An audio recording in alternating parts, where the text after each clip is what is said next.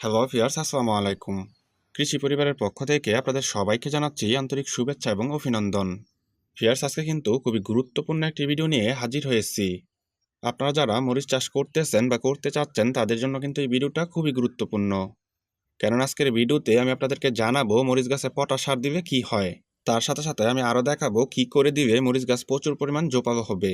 সেই সাথে সাথে প্রচুর পরিমাণ ফুল এবং মরিচও ধরতে শুরু করবে। তবে চলুন ভিউয়ার্স, মূল ভিডিওতে চলে যাই। প্রথমে আমরা জানবো মরিচ গাছে কেন সঠিক সময়ে ফুল আসে না, আর আসলেও কেন ঝরে পড়ে যায়। মরিচ গাছে পটাশ জাতীয় সারের ঘাটতি থাকলে সঠিক সময় ফুল আসে না, আর আসলেও অনেক সময় ঝরে পড়ে যায়। আপনাদের মরিচ গাছে যখন দুই একটা ফুল আসতে শুরু করবে বা আসার উপযুক্ত হবে তখনই পটাশ সারটা দিয়ে দিবেন। দেখুন ভিউয়ার্স, আমি এখানে কিছু পরিমাণ পটাশ সার নিয়ে নিয়েছি। আপনারা এই পটাশ সারের পরিবর্তে পেঁয়াজ বা কলার খোসা ভেজানো পানিটাও দিতে পারেন। সেই ক্ষেত্রে কিন্তু গাছে একটু দেরিতে কাজ করবে। আর আপনারা যদি আমার দেখানো পটাশ সারটা গাছে দিয়ে দেন তাহলে কিন্তু খুব দ্রুতই কাজ করবে। এই পটাশ সার গাছের ফুল ফল ঝরা বন্ধ করে, সেই সাথে সাথে প্রচুর পরিমাণ ফলন আনতেও সাহায্য করে। তাই অবশ্যই কিন্তু একটা নির্দিষ্ট সময় পর পর মরিচ গাছের মধ্যে আপনারা এই পটাশ সারটা দিয়ে দিবেন। কোন গাছে কতটুকু পটাশ সার দিবেন সেটা নির্ভর করবে গাছের বয়স এবং বৃদ্ধির উপর। প্লাস আপনাদের গাছের বয়স যদি বেশি থাকে তাহলে অবশ্যই একটু বেশি পরিমাণ করে পটাশ সারটা দিয়ে দিবেন। পটাশ সারটা দেওয়ার জন্য আমি সর্বপ্রথমই মরিচ গাছের চারদিকের মাটিটা আলগা করে নিচ্ছি। তো দেখুন ভিউয়ার্স, আমি কিভাবে মরিচ গাছের চারদিকের মাটিগুলো আলগা করে নিচ্ছি। আপনারা কিন্তু ঠিক এইভাবে মরিচ গাছের চারদিকের মাটিটা আলগা করে নিবেন।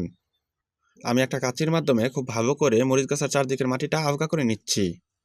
তবে অবশ্যই খেয়াল রাখবেন যাতে করে মরিচ গাছের শিকড়গুলো কাটা না পড়ে।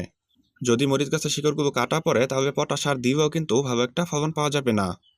তাই মরিচ গাছের চারদিকের মাটিগুলো খুব কেয়ারফুলি আপনারা আলগা করবেন। এই পর্যায়ে আমি মরিচ গাছের চারদিকে কিছু পরিমাণ পটাশ সার দিয়ে দিব।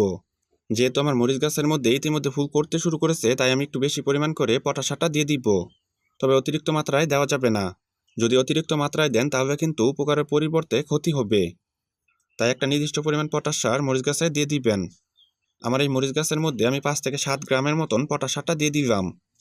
পটাশ সারটা দেওয়ার পর আমি পুনরায় মাটির সাথে এই পটাশ সারটা মিশিয়ে নিব। তো দেখুন ভিউয়ার্স, আমি কিভাবে পটাশ সারটা মাটির সাথে মিশিয়ে নিচ্ছি। এই পটাশ সারটা দেওয়ার পর আমি নিয়মিত এই গাছে পানি দিব।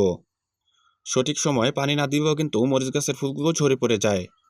তাই অবশ্যই গাছে সময় মতো পানি দিবেন। আমি এই পটাশ সারগুলো 6 থেকে 7 দিন অন্তর অন্তর গাছের মধ্যে দিয়ে দিব। এতে করে মরিচ গাছে প্রচুর পরিমাণ ফুল আসবে আর ফুল ঝরা অনেকটা বন্ধ হবে। আর একটা নির্দিষ্ট সময়ের ভিতরে প্রচুর পরিমাণ মরিচ ধরবে। এই পর্যায়ে আমরা মরিচ গাছের মধ্যে কাটিং করে দিব। আপনাদের মরিচ গাছে যদি বেশি পরিমাণ শাখা প্রশাখা ধরাতে চান তাহলে অবশ্যই মরিচ গাছে কাটিং করে দিবেন। আর যদি মরিচ গাছে শাখা প্রশাখার পরিমাণ বেড়ে যায় তাহলে এমনিতেই কিন্তু ফলনটাও বেড়ে যাবে। এই পর্যায়ে মরিচ গাছে কাটিং করার আগে প্রথমে আমি মরিচ গাছের নিচের দিকের শাখাগুলো কেটে দিব। তো দেখুন ভিউয়ার্স, আমি একে একে শাখাগুলো কেটে দিচ্ছি। এতে করে মরিচ গাছের গোড়ার দিকে আলো বাতাস পাবে। এই পর্যায়ে আমি মরিচ গাছের মধ্যে কাটিংটা করে দিচ্ছি। মরিচ গাছের প্রধান যে শাখাটা আছে সেই শাখাটা আপনারা উপর থেকে আলতো করে ঠিক আমার মতো করে কেটে দিবেন। ফের দেখুন আমি কিভাবে মরিচ গাছের আগাটা কেটে দিয়েছি।